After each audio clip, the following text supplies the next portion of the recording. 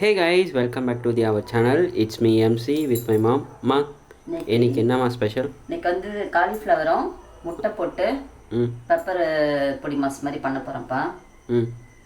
அதுக்கு வந்து காலிஃப்ளவரை வந்து நல்லா பொடியாக அரிஞ்சு மஞ்சத்தூள் போட்டு சுடு தண்ணியில் நல்லா அலசி போட்டு எடுத்து வச்சுருக்கேன். வெங்காயம், பச்சை மிளகா, கருவேப்பிலை, கொத்தமல்லி அதெல்லாம் போட்டு ஃப்ரை மாதிரி பண்ணிவிட்டு முட்டை பொடி மாஸ், காலிஃப்ளவர் முட்டை பொடி மாஸ்ப்பா. ஓகே, ஸ்டார்ட் பண்ணுங்க.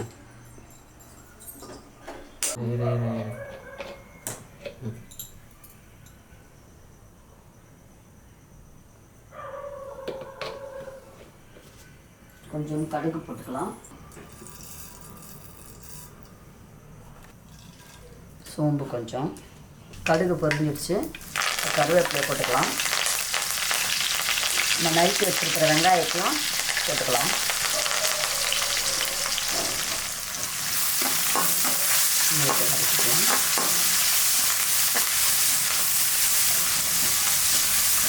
வெங்காயம் போட்டுட்டேன், கருவேப்பிலை போட்டிருக்கேன், கொஞ்சோண்டு உப்பு போட்டுக்கலாம்.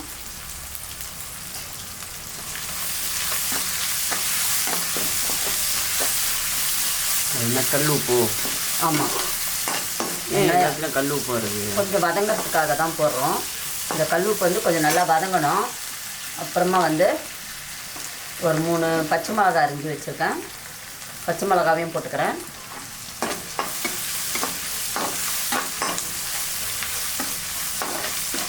மிளகாத்தூள் தான் கொஞ்சம் சேர்க்க போகிறோம். இருந்தாலும் முட்டை பொடி மாசுக்கு எப்பயுமே பச்சை மிளகாவும் வெங்காயம் தான் அந்த முட்டை பொடி மாசுக்கு ஹைலைட் அந்த இடத்துல.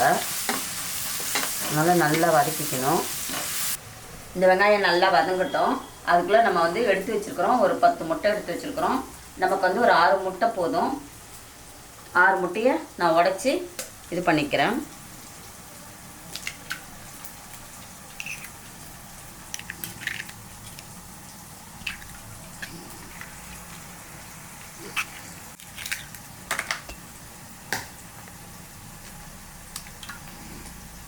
வெங்காயம் நல்லா இந்த மாதிரி சுருண்டு வரணும், வதங்கணும்.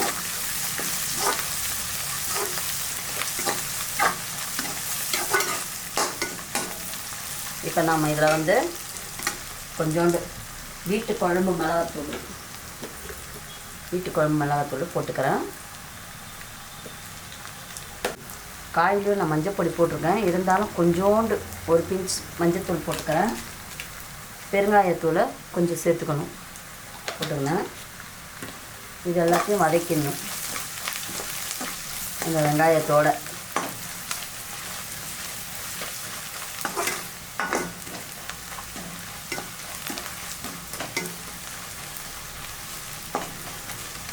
இப்போது தக்காளி, ஒரே ஒரு தக்காளி மட்டும் நான் வச்சுருக்கேன். அதை நல்லா நம்ம பிணைஞ்சு விட்டுக்கலாம், ஏன்னா வதங்கணும். தக்காளி வந்து தெரியக்கூடாது, இருக்கிறது தெரியக்கூடாது. இருந்தாலும் நமக்கு கொஞ்சோண்டு தக்காளி,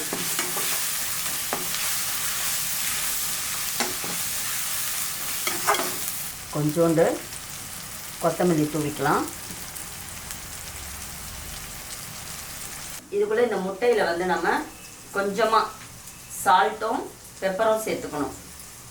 ஏன்னா இந்த காலிஃப்ளவரில் நான் கொஞ்சமாக சால்ட்டு போட்டு தான் வேக வச்சுருக்கேன்.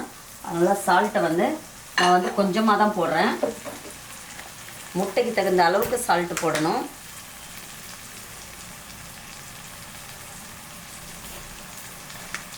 இப்போது நான் இதில் ஒயிட் பெப்பர் முட்டையில் சேர்த்துக்கிறேன்.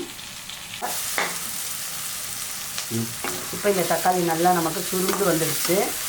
இந்த இதில் வந்து இந்த காலிஃப்ளவரை நான் போட்டுறேன். வேக வச்சுருக்கிற காலிஃப்ளவரை நான் போட்டுறேன்.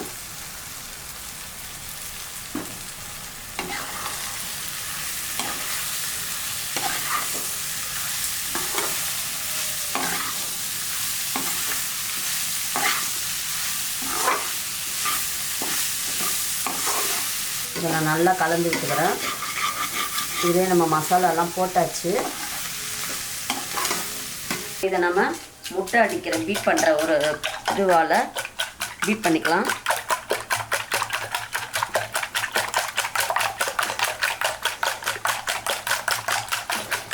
நம்ம பீட் பண்ணி வச்சுருக்கிற முட்டையை அதோடு சேர்த்துக்கலாம்.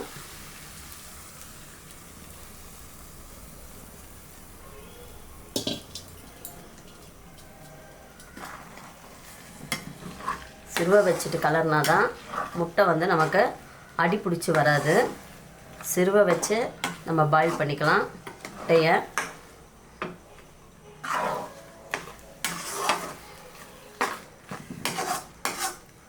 கொஞ்சம் தீ ஏற்றிக்கினேன்.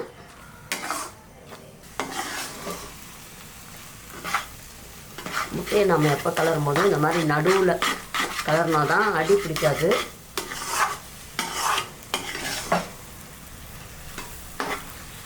இப்போ நம்ம வந்து இந்த சிறுவை தான் வச்சு கலரணும். ஏன்னா பாயில் வந்து அடி பிடிக்கக்கூடாது. பாயில் அடி பிடிச்சிச்சின்னா அந்த ஃப்ளேவர் நல்லா இருக்காது, காயோட ஃப்ளேவர் நல்லா இருக்காது. பாருங்கள் எப்படி சொலையாக வந்துடுச்சு பாருங்கள். அந்த காலிஃப்ளவர் வந்து நம்ம எப்பயுமே முழுசாக தெரியும். பொடி மாஸ் முட்டை பொடி மாஸ் நம்ம பண்ணோன்னா எப்படி இருக்குமோ அதே மாதிரி இருக்கும் பாருங்கள். அது ஒரு காலிஃப்ளவரோட ஒரு இதுவே தெரியல பாருங்கள்.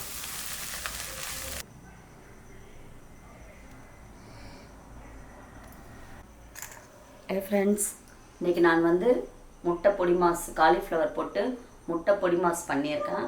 இந்த விலாக் உங்களுக்கு பிடிச்சிருந்தாக்கா உங்கள் வீட்டில் நீங்களும் ட்ரை பண்ணி குழந்தைங்களுக்கு செஞ்சு கொடுங்க. இது கூட நம்ம வந்து ரசம் வச்சும் சாப்பிட்டுக்கலாம், மிளகாக்கிளி சாம்பார், காரக்குழம்பு, இந்த சைட் டிஷ் வந்து எதுக்கு வேணால் நம்ம வச்சு சாப்பிட்லாம். இந்த விலாக் பிடிச்சிருந்தா எனக்கு சப்போர்ட் பண்ணுங்கள், சப்ஸ்கிரைபர் பண்ணுங்கள், ஷேர் பண்ணுங்கள். பாய் ஃப்ரெண்ட்.